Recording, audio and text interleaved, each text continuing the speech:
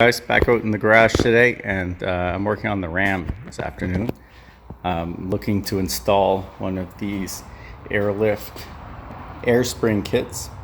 So I bought not the cheapest one, but the next one up with the black plastic or rubber. So these go right into the springs, and you can adjust the amount of pressure in them to help you stabilize loads. And I've been hauling a lot of big loads of compost here, getting a lot of squat, so I think this will be quite helpful, especially hauling my trailer around in the summer. So yeah, let's get these guys installed. I've never done this before, so we'll be going through for the first time, but it looks pretty straightforward. So first thing I'm going to do is jack up the truck and we'll get started. So here's everything you get in the kit. You get two of those air cylinders. You get these two spacers that go on top to protect the valve. You get a bunch of hose and a bunch of fittings, a manual, and some sort of instruction thing. So first thing we have to do is compress these bladders so that they're flat. They say a hot dog shape, so we have to try to fit them up in the spring. So I'm going to compress those now.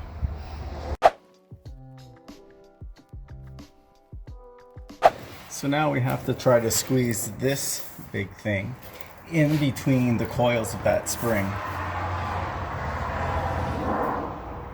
Does not look like a good time.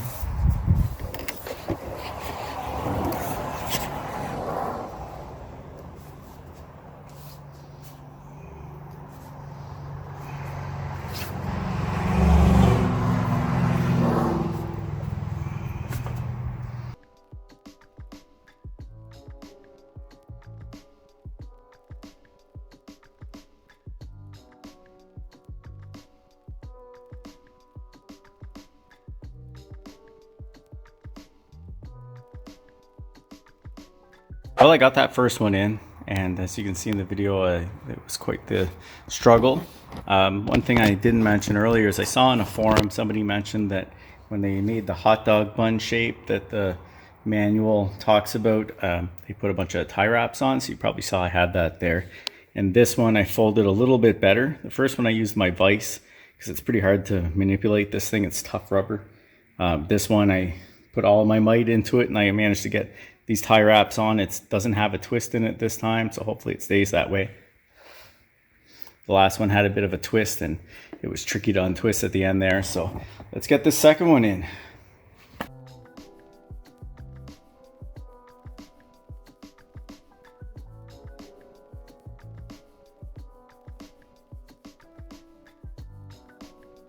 Okay, so I got the second one in. Definitely the hot dog shape is the way to go. Clamping that with lots of tie wraps makes a difference. Now, I mentioned the twist. If you don't get a twist in it, that definitely does help things. If you do get a bit of a twist in it, I'm not sure if you saw with the wrench. I stuck a wrench in between the coil and the airbag, and I just followed the coil, just sliding the thing around, and that was able to just separate the two enough that slowly it moved into place. That's if turning it by hand is just a little too much, so that's something to try out if you're stuck. Next, I'm going to fit one of the barb fittings with a hose. So I'm going to use the full length of hose now until I get to the other side, and I'll decide where I'm going to cut it. I read that some people were putting the Schrader valve in the gas cap compartment.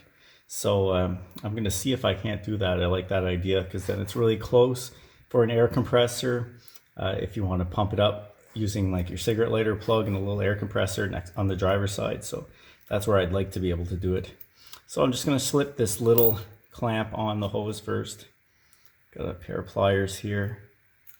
Just going to grab these guys, give it a squeeze, slide that on. I'm going to push this guy in here.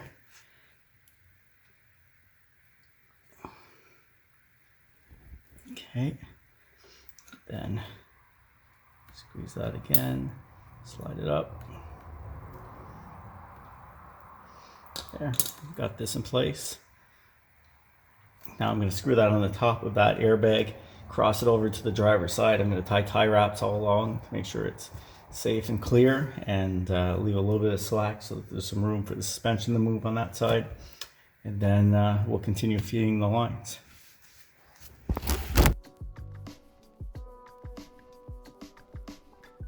All right, so I ran into a little bit of a hiccup. So I've got a 6-inch rough country lift on here, and the hose is supposed to come from this Schrader valve up through the upper spring perch. But you can see in there's a bolt. That's where this spacer bolts on. So I'm going to have to find a workaround for this. I think Airlift makes separate spacers, and they have like a bit of a gap in it, so you figure out what size you want, and they have a couple that you can choose from. So what I'm going to do is take the spring out. I'm going to take this spacer off. I'm going to drill a bigger hole into the bottom of the spacer and pass the line through that to allow some clearance for the valve. Now there's a bolt that comes through here to attach the spacer right through the entire spacer, and it's a 5-inch bolt.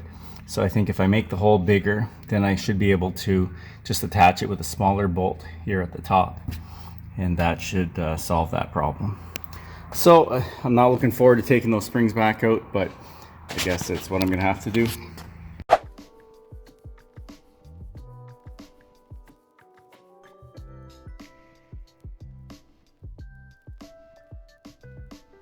All right, so I got the first spring mount out, and you can see here, this is the hole that the mount bolts to the regular spring mount. So the bolt normally goes through here all the way to the other side, and it attaches to this big washer. So my plan is to drill this hole much bigger, and then I'm going to drill another hole just to the side of it. Then I'm going to put that original bolt back in. This only has to hold it in place so it doesn't fall out when the suspension is fully extended. Otherwise, it fits into that slot where the spring usually does, so there's no lateral movement, and then the spring fits here, so it essentially just needs to hold in place. It's not going to move side to side, so it doesn't matter which direction this hole is, as long as I can still get the bolt to get into that nut. So we'll see how well my cheap drill bit will do making this hole bigger.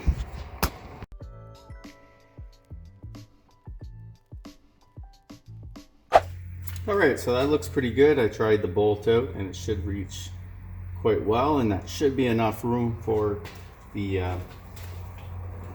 part to fit through. Because if I look at this fitting here that goes on top, my hole is much bigger than this one, so should be more than enough room. So let's get that back in.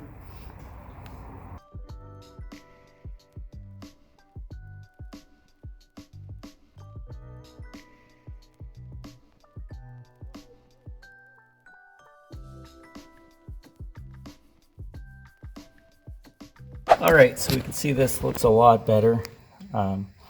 Fix focus there. So we're now going straight up. We're going through that big hole that I drilled. And now the rough country kit has this gap where the two plates meet. So I just came out that gap. So now when the suspension moves up, that fitting should move right up into that hole, hit nothing, damage nothing. So this, I'm much more confident in this setup.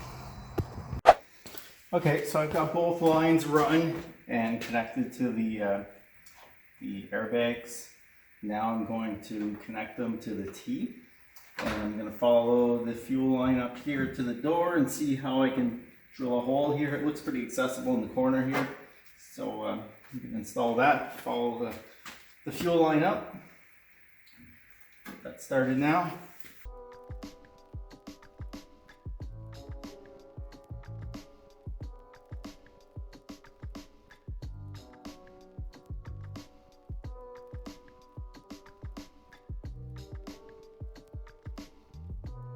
Okay, so I've got everything connected there, and you can see I put the valve up here in the gas door.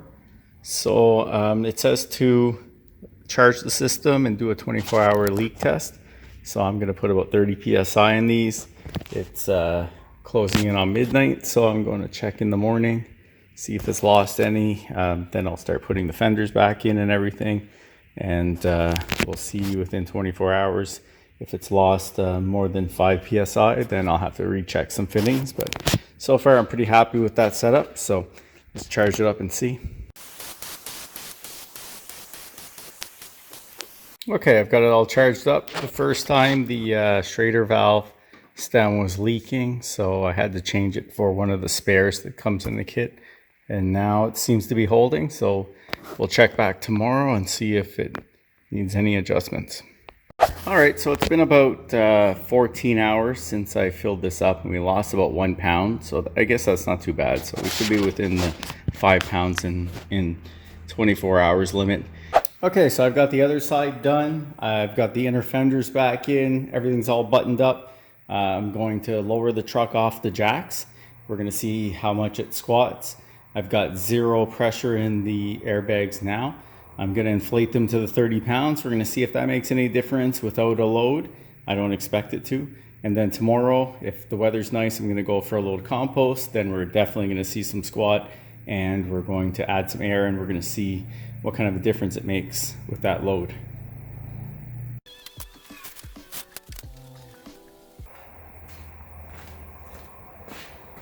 Okay, so this is down on the ground with no air in the system, and it's hard to tell from the camera, but the truck is sitting just a little higher than it normally does, maybe a ½ inch or so.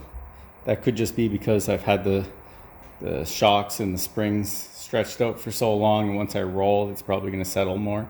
I'm going to add 30 psi, and we'll see if that physically looks any different as I inflate it.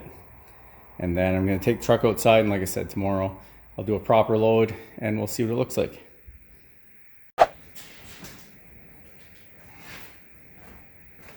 All right, so that's 30 pounds. I'm not sure. I'm going to look back on the tape to see if anything looks different. May look a tad higher, but I didn't really notice anything when I was inflating. I did hear a little bit of noise, maybe the suspension stretching a little bit, but the real test will be tomorrow. All right, so I've got a little over a yard of compost in there, and you can see here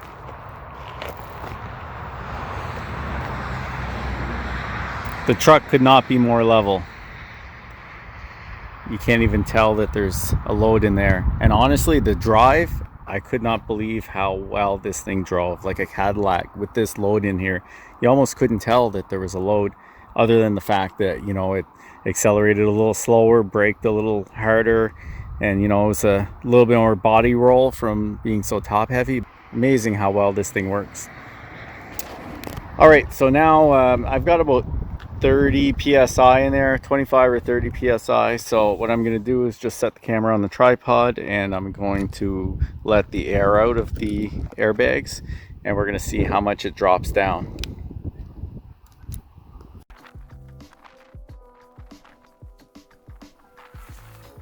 All right, so that dropped down a little bit, actually not as much as it used to. The having the airbags inside of the springs seems to have stiffened things up even with no air inside, so that's quite impressive.